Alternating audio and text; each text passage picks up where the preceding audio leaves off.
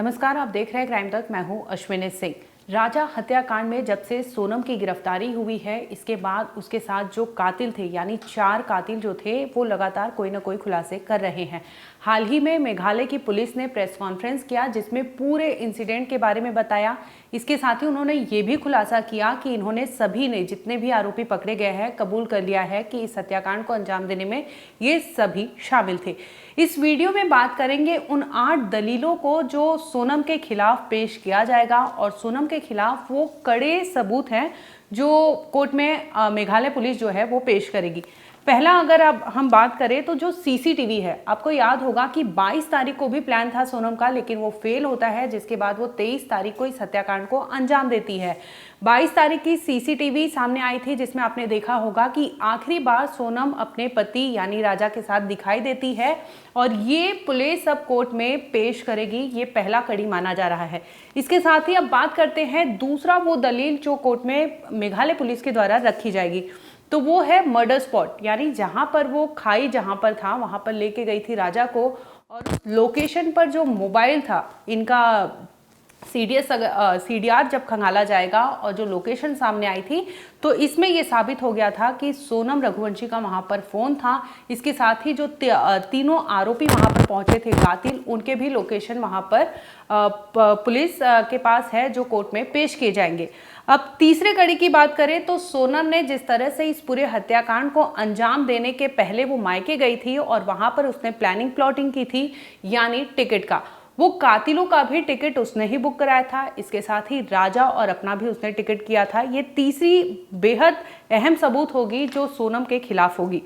अब बात करते हैं चौथी, तो पेरेंट्स जो है सोनम रघुवंशी के, जो पेरेंट्स हैं, चाहे गोविंद की बात कर लूँ मैं उनके घर की, चाहे राजा रघुवंशी के विपिन की बात कर लूँ या उनकी माँ उमा रघुवंशी, इन सभी ने जो बयान दिए हैं ये भी कोर्ट में पेश किए जाएंगे। और ये सभी के बयान, अगर गोविंद की भी बात कर लूँ तो सोनम के सगे भाई है और उन्होंने कहा है कि वो राजा के साथ खड़े हैं, राजा के परिवार के साथ खड़े हैं, यानी अपनी बहन के खिलाफ वो खुद गवाही देने वहां पर जाएंगे।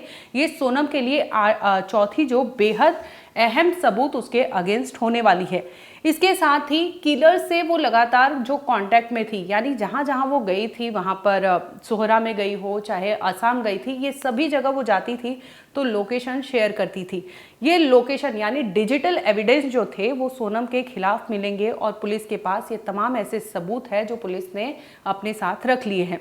और बात करते हैं आप कि जो सोनम का बिहेवियर था बहुत गुस्से वाली थी। उसके जो दोस्त थे उन्होंने भी कहा है कि जिस तरह का उसका नेचर रहा है उसके बारे में उन्होंने बताया। और फिर उसने राज के साथ मिलकर जो मर्डर मिस्ट्री उन्होंने प्लानिंग की थी वो भी, उसमें भी बता दें कि ये दोनों ब्लेम गेम खेल रहे हैं जिसमें नाम जो सामने आ रहा है, चाहे सोनम की बात कर लूँ चाहे उनके बॉयफ्रेंड जो है राज, इन दोनों ने बताया है कि मैंने नहीं किया है और सोनम होती है उसके बॉयफ्रेंड ने ये पूरी प्लानिंग की थी। इसके पहले इनका ये भी प्लान था कि इंदौर में रहते हुए शादी के पहले इन्होंने माना था सोनम को, लेकिन इस दरमियान वहां पर चीजें नहीं होती क्योंकि इनकी प्लानिंग ये थी कि वहां पर स्कूटी में जाएंगे और स्कूटी पर किसी उसी की कद काठी की लड़की ले आएंगे, उसे बिठाएंगे और उसकी लाश को जला देंगे और ऐसा बताएंगे कि सोनम की हत्या हो चुकी है या सोनम के साथ एक्सीडेंट हुआ है, जिसमें ये कामयाब नहीं होते हैं। और इसके बाद शादी के बाद की प्लानिंग होती है हनीमून की, और हनीमून पे ये लोग पूरा प्लान करते हैं कि किस तरह से राजा को मारना है। दरअसल बता दें कि इस हत्याकांड में राजा जिस तरह से वहां पर सोनम के साथ गया था, इस दरमियान एक पार्किंग लॉट में वो जाता है वॉशरूम के लिए। इसी दरमियान वहां पर जो कातिल होते हैं उसे पीछे से घेरते हैं और वहां पर उसे मौत के घाट उतार देते हैं और बॉडी जो है उसकी डंप करने के लिए ले जाते हैं और खाई में फेंक देते हैं।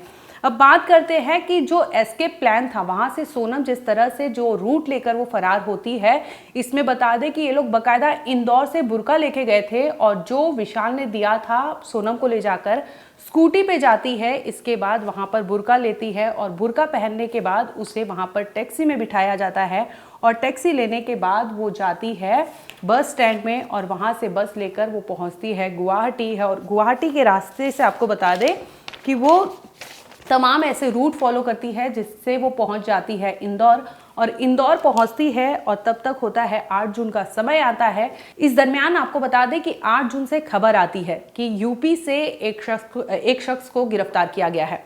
ये शख्स कोई और नहीं था, राजा का साथी था। राजा को भनक लगती है। इसके बाद राजा प्लान बनाता है और अपनी जो गर्लफ्रेंड होती है सोनम, उसे कहता है कि तुम यहाँ से अब निकलो और प्लान बनाना होगा, तुम जाओ यहाँ से। उसने टैक्सी किया था, लेकिन ये तमाम ऐसे अपने प्लान वो वहाँ पर ड्रॉप करता है। इसके बाद उसे कहता है कि तुम यहाँ से जाओ यूपी, और यूपी से किसी भी वे से तुम ये अपने फैमिली को बताओ कि तुम खुद किडनैप हो गई थी और किडनैपर्स के चंगुल से तुम बाहर आकर तुम उन्हें फ़ोन कर रही हो। जिसके बाद उसने गोविंद को फ़ोन किया था।